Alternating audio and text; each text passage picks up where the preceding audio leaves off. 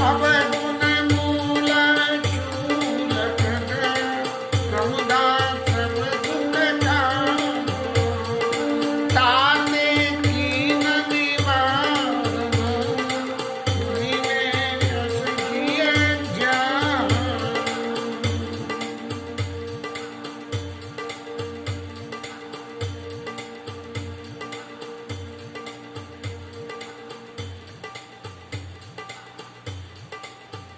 Corona के इस महा उत्सव के या महोत्सव के इसमें जो राम कथा ठाकुर जी की कृपा से कह पा रहे हैं, उसी के संदर्भ में पहले कुछ निवेदन करना चाहता हूँ। अधिकतर कथा के श्रातों में मंगलाचरण वंदना वगैरह होती है। अब चूँकि मेरे पास ये मोबाइल में जगह की कमी रहती है, तो वो तो एक दिन रिकॉर्ड कर ली और कथा का जो समय 20 मिनट का करीबन मिलता है, तो उस 20 मिनट में जो भी कोई ठाकुर जी कृपा करते हैं वो बोल देता हूँ और अपलोड कर देता हूँ। परसों की कथा यूट्यूब पे अपलोड हो चुकी है। गोविंद जिस पर कृपा करेंगे वो सीधा सुनेंगे, लेकिन ग्रुप के ऊपर में मैंने लिंक डाल दिया है। उस लिंक से जिस किसी के ऊपर कृपा होगी वो निश्चय ही सुनेंगे। कल तक की कथा में काम क्रोध लोभ आदि मद प्रबल मोह के धार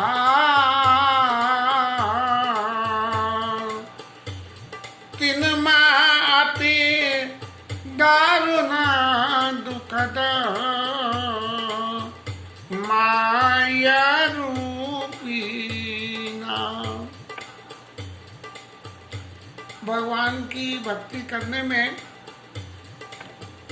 मात्र शक्ति का जो सहयोग होता है, उसी तरह से असहयोग भी होता है, जिसकी व्याख्या करने के लिए पहले तो ये कहा कि काम क्रोध लोभ मद मोह ये जो है भक्ति करने में सबसे ज़्यादा बाधक है। और इनकी स्थिति ये कोई जैसे तेज चक्कूधार धार से तेज धार वाले चक्कू से कोई चीज़ काटो और जरा सा अगर हाथ पे छू गया तो निश्चित रूप से आपका हाथ कट जाएगा। लेकिन इस सब के अलावा एक चीज़ और भी है कि हाथ कटना और हाथ कटने के बाद हाथ पे तकलीफ का बढ़ जाना, ये उसका सेकंड फैक्टर है। और इस काम क्रोध मद लोभ इनको बढ़ाने के लिए मोह रूपी नारी माया रूपी नारी स्त्री या मातृ शक्ति जो माया के स्वरूप में अवतरित हैं, वो अत्यंत दुखद होती है। अब माया रूपी के लिए माया क्या है, ये फिर दोबारा नए सिर से विचार करने की जरूरत है। माया की व्याख्या में एक बात कहा जा सकता है, जो चीज हमारे अपने निज के पहुंच से परव्यू से हमारे अपने परव्यू से बाहर हो जाए, जिसको हम न समझ पाए न स्वीकार कर पाए, उसका नाम माया है। अब आज के ज़माने में बहुत सारे हैं जिन लोगों ने एंड्रॉयड फ़ोन तो खूब ले रखे हैं। अब उनसे कहो कि चलते फ़ोन पर जरा जी नंबर निकाल कर देना, तो उन पर नहीं निकलता है। तो ये एंड्रॉयड फ़ोन उनके लिए माया ही हो गई। ये माया है, ठीक है, अपना काम निकाल लेते हैं, लेकिन एंड्रॉयड की माया को पार नहीं पा सकते हैं। इसीलिए उस माया की परिभाषा में ठाकुर जी कह रहे हैं, सुन मुनि कहा पुराण शुद्ध संता और मोह विपिन कहू नारी बसंता। के जो पुराण और संत लोग व्याख्या करते हैं, ये काम क्रोध लोभ आदि मद प्रबल मोह, ये जो मोह है, ये मोह रूपी बन ये मोह को वन की परिभाषा दी गई है। अब वन की परिभाषा में तो ये है कि भाई वन क्या है, कि जहाँ जो कुछ भी उग रहा है वो बढ़ता चला जाए और समय पाके फिर सूख के मिट जाए और फिर दोबारा से। तो मोह विपिन कहूँ नारी वसंता, ये विपिन की बढ़त, जंगल में वनस्पतियों की पैदावारी, जैसे बसंत ऋतु में सबसे ज्यादा बढ़त होती है, ऐसे ही मोह रूपी जो वन है हमारे हृदय में, क्योंकि काम क्रोध लोभ आदि मद प्रबल मोह के धार, ये जो मोह है हमारे चित्त में जो बसा हुआ है, इसके लिए माया रूपी स्त्री, अभी प्रसंग ये भी आगे आएगा कि स्त्री के दूसरे स्वरूप में माया के बिना जीवन में कैसे मदद करती है, उसके ऊपर आगे आएगा तब कहेंगे। फिलहाल माया रूपी के बारे में ये कहें कि ये जो माया रूपी स्त्री है जो हमारी पहुंच से बाहर है, जिस स्त्री स्वरूप को हम न समझ पाते हों वो माया है। जिस स्त्री स्वरूप को हम समझ लें वो भक्ति है। भक्ति का सबसे बड़ा चरित्र एक है, माया ईश न आप कहूँ जान कहिए सो जीव, जो माया को ईश्वर को न जाने वो जीव है। और माया करती क्या है, माया इस जीव को भ्रमाने के लिए इधर से उधर घुमाने का काम करता है। ठाकुर जी कहते हैं कि सृष्टि के उपरांत मैंने इस जीव को एक माया के बंधन से बांधा, जिस बंधन में बंधने के बाद जीव विभिन्न प्रकार के कर्म करके उस कर्म के प्रारब्ध को भुगतता है और अपने सर्किल को, लाइफ सर्किल को, जिंदगी के सर्किल को पूरा करता है। लेकिन उस सर्किल को पूरा करने में मेरा कहीं कुछ नहीं है। ईश्वर अंश, जीव अविनाशी और चेतन अमल सहज सुख राशि, ये जीव मेरा ही अंश है।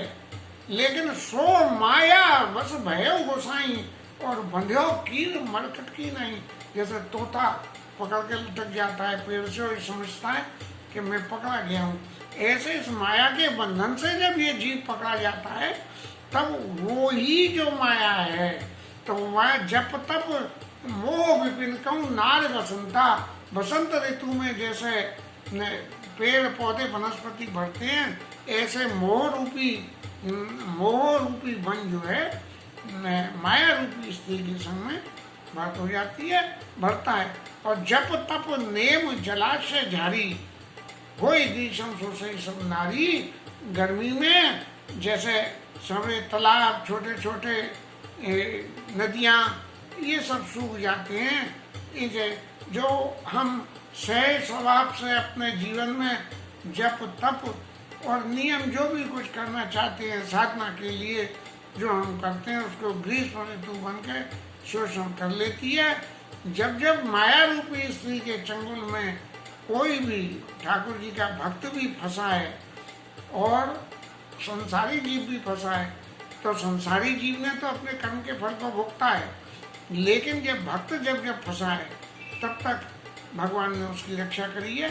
जैसे नारद जी को जबरदस्ती माया रूपी स्त्री से बचाने के लिए धरे नृप तन तन गए कृपाला और कुंवरी हर्ष मेले जयमाला, विश्व मोहिनी ने उनके गले में माला डाल दी और नारद बाबा जो है माया के चक्कर में फंसने से बच गए। काम क्रोध मद मत्सर भेका, इन्हीं हर्ष पद वर्षाएगा। काम क्रोध मद और मत्सर, ये अभिमान के मैं ये सब करता हूँ, इन सबको बढ़ाने के लिए माया रूपी स्त्री इन सबको खुश रखने के लिए, इन सबको फलीभूत करने के लिए वर्षा ऋतु के समान है।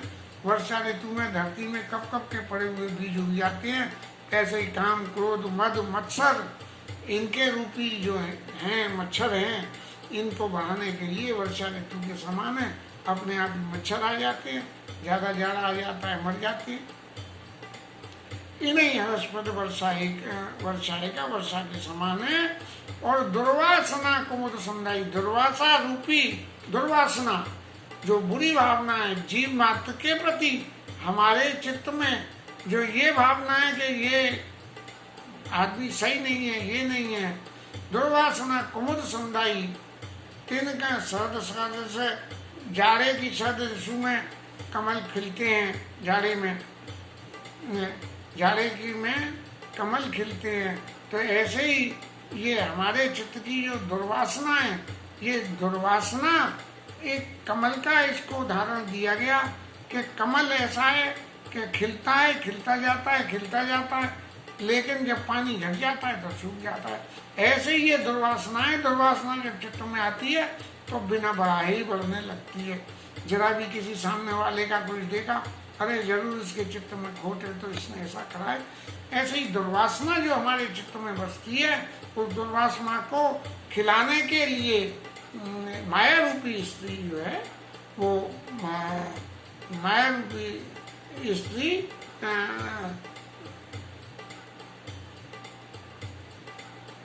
दुर्वासना कुमुद संदाई, तिनका शरद सदा सुखदाई, शरद ऋतु के समान सुख दाने वाली होती है। शरद ऋतु में जैसे कमल खिलते हैं, कोदनी खिलती है, ऐसे ही हमारी दुर्वासना को बढ़ाने के लिए स्त्री रूपी, क्योंकि कोई इधर उधर की उल्टी सीधी बात माया लेके हमारे दिमाग में पेल दे तो दिमाग सब अच्छा उसने ऐसा करा है, मैं नहीं ऐसा। दुर्वासना कुमुद संदाई, तिनकर शरद सदा सुखदाई, दुर्वासना के लिए शरद ऋतु जैसे सुखदाई है, ऐसे कमलों के लिए, कमल के लिए जैसे शरद ऋतु सुखदाई होती है, ऐसे ही माया रूपी स्त्री हमारे धर्म रूपी, जो हम धर्म के अपने ज्ञान को जीवन भर ग्रीष्म ऋतु में या वर्षा ऋतु में पनपा के पाल के बड़ा करते हैं, तो जब शरद ऋतु आती है तो माया रूपी हमारी जो वृत्तियां हैं, धार्मिक वृत्तियां हैं, उनको नारी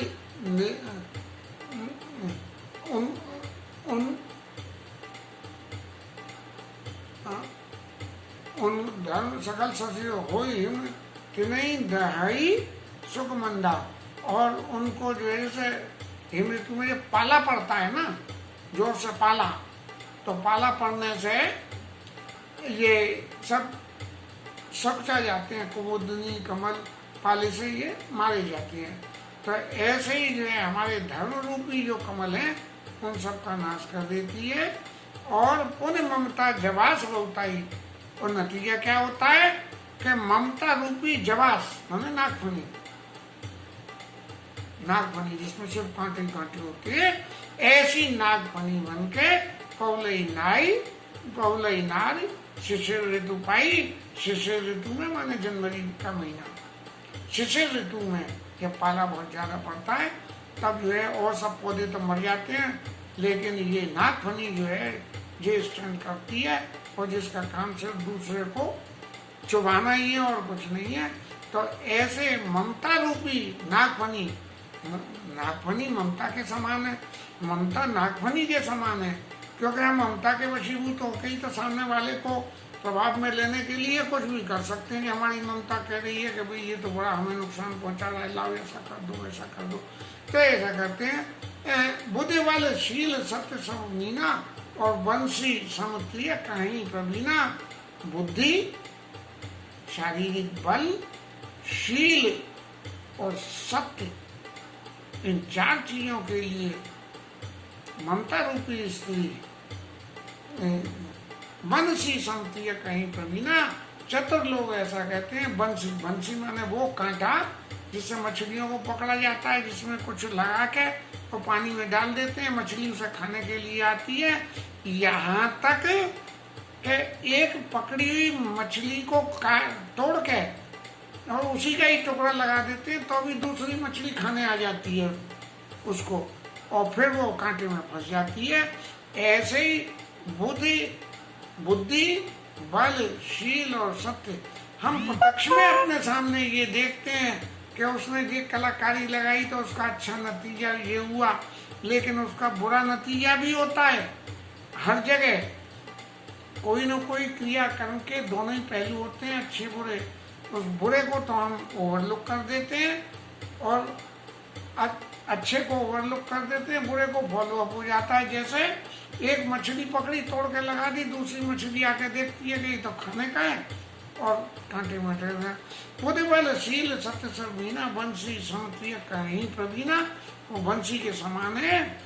बुद्धि बल और शील जो है हमारे सबको माया रूपी स्त्री कर लेती है।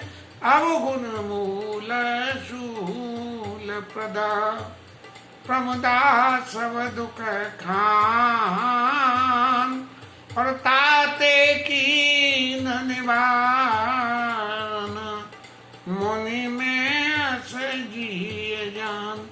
इतने सारे अवगुण वही है जहाँ माया रूपी स्त्री है।